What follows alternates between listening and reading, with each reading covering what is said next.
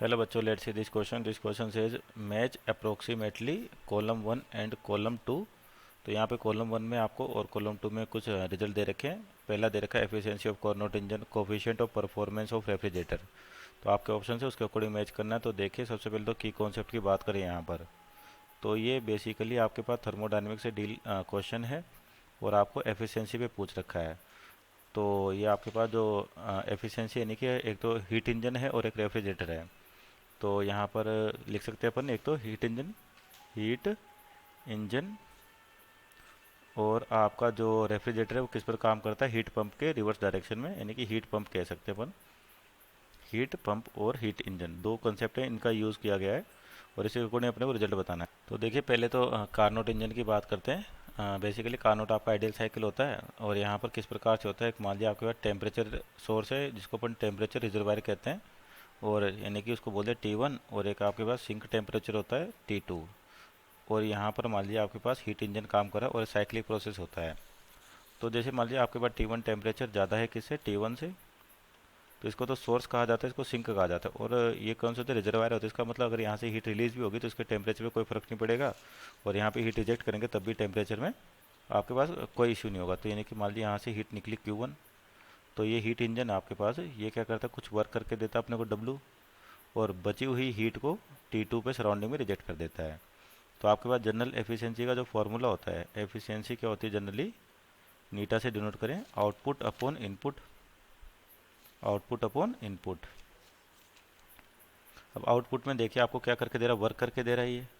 तो यानी कि क्या लिख सकते हैं आउटपुट में वर्क, और इनपुट में क्या दे रहे हैं अपन, हीट सप्लाई करें, और उसकी न्यूमेरिकल वैल्यू कितनी मानी अपन ने, Q1 मानी है.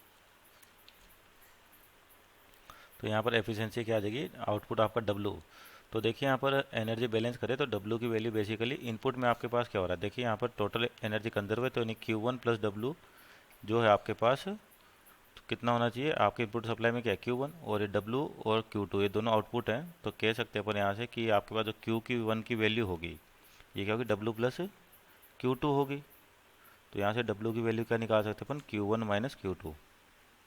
तो इसको एफिशिएंसी में लिखें, यानी कि वर्क की वैल्यू आ रही है Q1 माइनस Q2, और अपन इनपुट में सप्लाई किया Q1. तो आपकी जो एफिशिएंसी होगी यहाँ पर ये हो जाएगी 1 माइनस Q2 बाई Q1.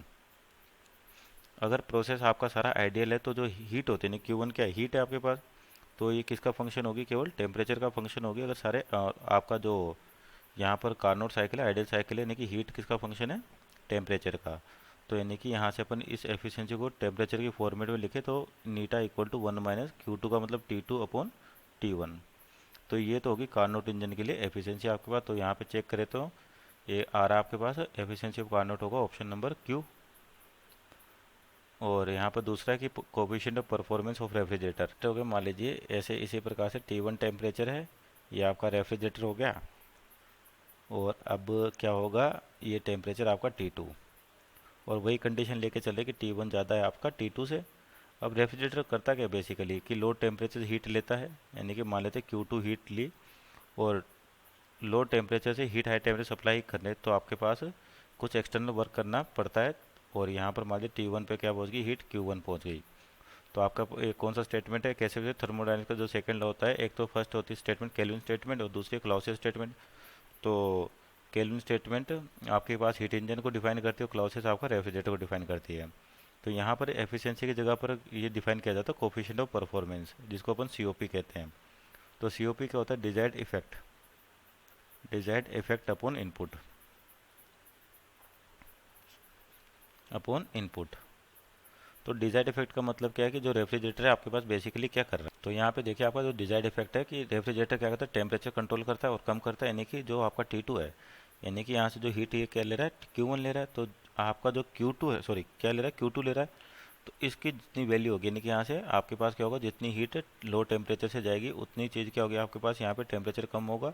और यही रेफ्रिजरेटर का डिजायर्ड इफेक्ट होता है कि अपने को टेम्परेचर कम करना है. तो यानी कि COP को क्या लिखे अपन यहाँ पे, COP जो हो जाएगा, ये हो जाएगा desired effect that is Q2 upon input में आपके पास वर्क दे रहे हैं.